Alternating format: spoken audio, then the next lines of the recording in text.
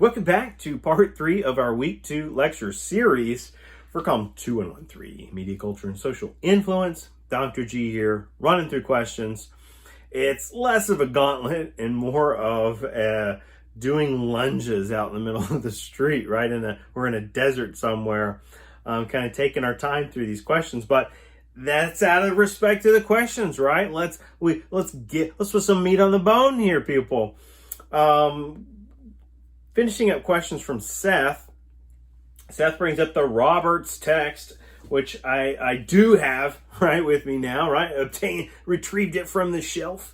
And the communication theory in millennial popular culture, essays and applications.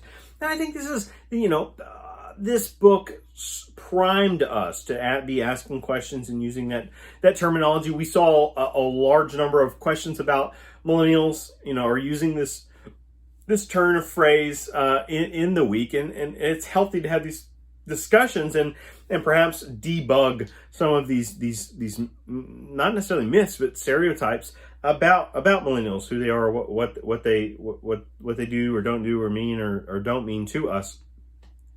But Seth writes, do we consume so much media that we don't realize when something is influencing us online? And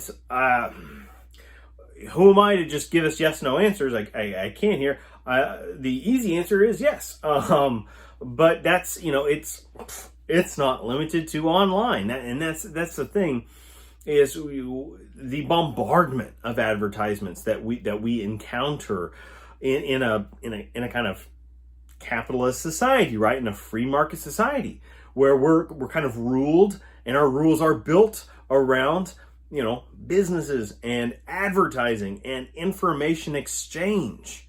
We're going to be inundated with all kinds of mass media and mass mediated messages, and there's a point of overload in some ways. And I'm not speaking for everyone. Don't get me wrong, but the more congested an area you live in, the more populous an area you live in, right? If you live in a major city, not only is it going to have higher population density, but per capita, per square mile, what have you, but you're going to have more mass mediated messages swirling around you at all times. And think about everything from posters to billboards to flyers, right, to programming playing when you go in a place. I think I've used in the past the example of go to change your oil at a mechanic shop, or go to a doctor's appointment now, and it's screens are everywhere. It's all about screens. We're a society of screens. And the first thing we do when we sit down is probably pull out our mini screen, right? The screen in our hand, but we have these large screens, and what are they playing? And those messages are inundating us with messages. And even if we're tuning them out, kind of doing our own thing, you're still receiving that information. And there is that kind of argument about, even when you're not quote unquote listening, you're still receiving that information, and it can leave that kind of unconscious imprint in a way that you can conjure it later, right? When you're least suspecting of that. So I think that's one way we can definitely assume media is influencing us all the time.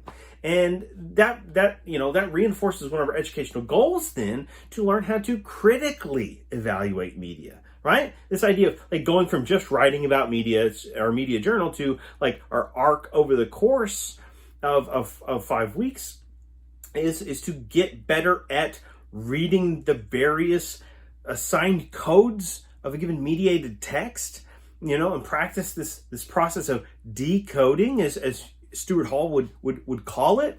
And we're becoming savvier communicators as a result of these little exercises. It sounds like we jump through a lot of hoops, right? But it's you watch American Ninja Warrior, what are these people doing, right? They get in great shape so they can go jump through a bunch of hoops, right? So for whatever, for fame, glory, and self-gratification, or money, or family, or whatever. We jump through hoops all the time, right? A class is no different. Studying media can be no different. And in fact, it becomes a more rewarding and enriching experience with less guilt. If we're able to play our own games as we go to help, work through this process of deconstructing messages. If we understand all the available types of messages, all the available means of persuasion, as I mentioned earlier, then we are better equipped, right, to make stronger ethical moral judgments, not just about media usage, but about the messages we received, right? And then over time, we can kind of build up to a point of like an inner strength, a kind of credentialed training, so that you don't have to be so easily swayed by media.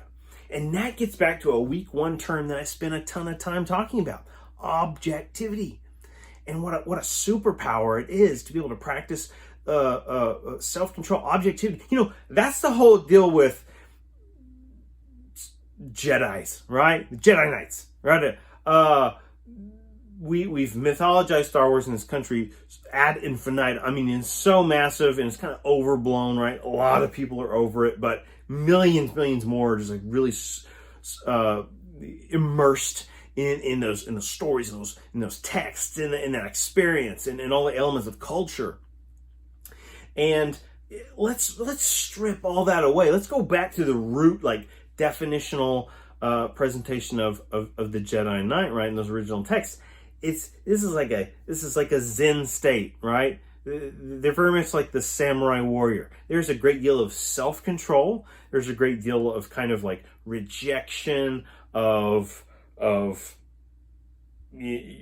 materiality in society, right? So they're living by a kind of offset code, but they have the tool, right? They have the weapon.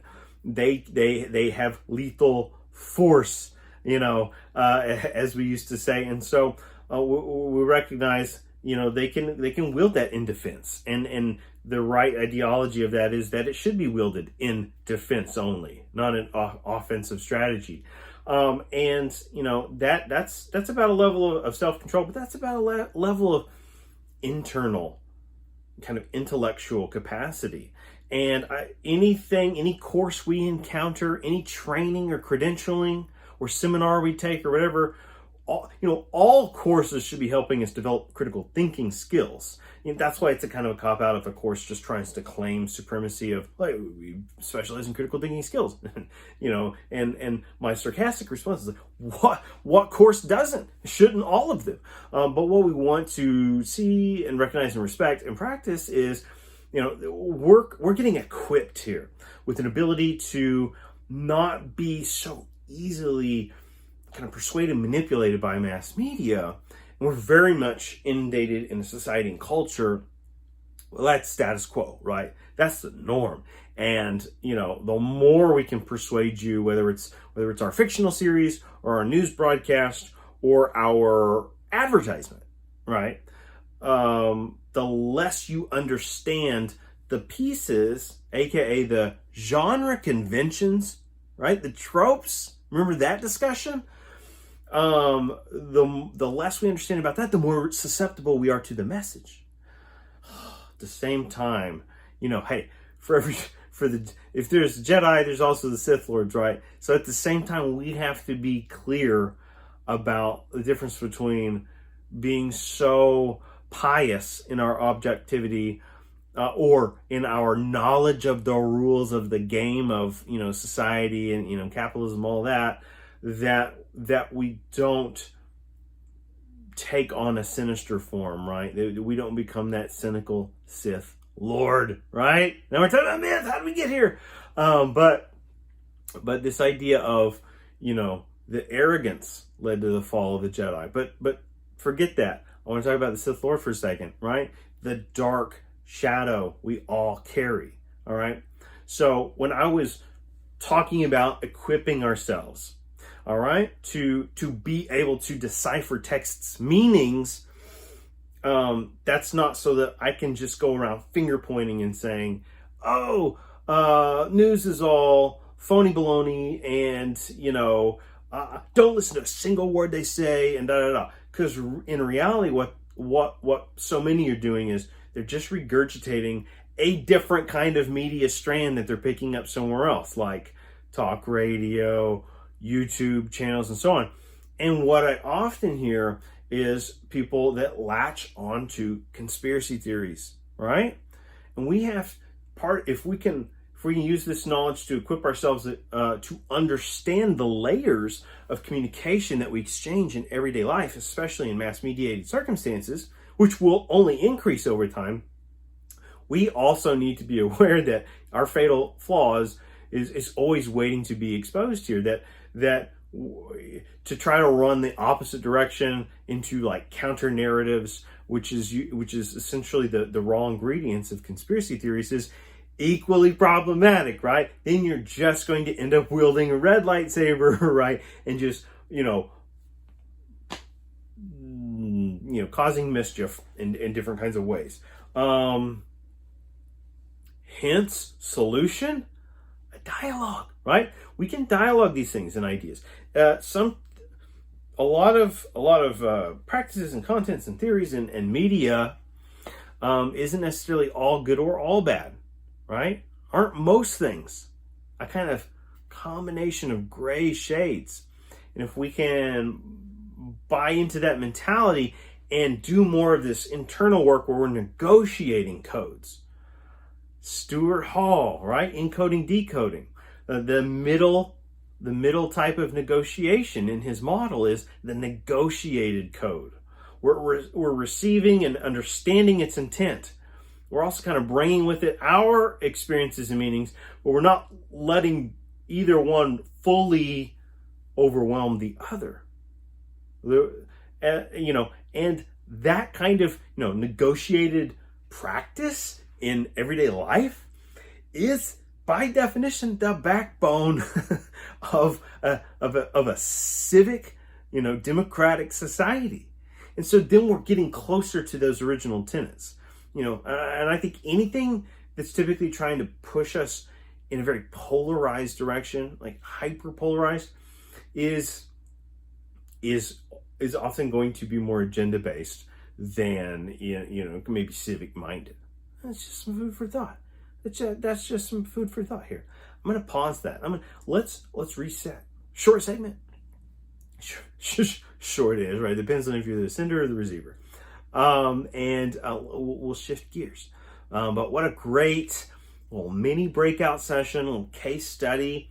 We're understanding the power of media. We're processing things together, and hopefully, ideally, we're equipping ourselves to be, communication leaders in the future.